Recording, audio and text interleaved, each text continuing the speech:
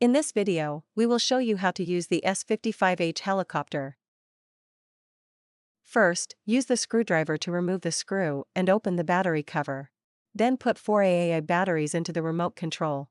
Close the battery cover and use the screwdriver to tighten the screw. Turn off the helicopter. It can only be charged after cooling down. Connect the USB charging cable to the charging port of the helicopter. Then plug the other end of the charging cable into the adapter. The indicator light turns red when the battery is fully charged. First, turn on the helicopter. The light starts flickering. Then press the power button to turn on the remote control. The indicator light starts blinking.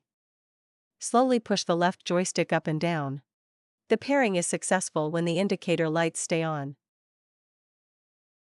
Push the left joystick up. All blades begin to rotate. Push the left joystick up again, the helicopter takes off. Push the left joystick down, the helicopter lands. Push the left joystick up. All blades begin to rotate. Press the one-key takeoff or land button, the helicopter takes off. Press the button again, the helicopter lands. Thank you for viewing our setup instructions video.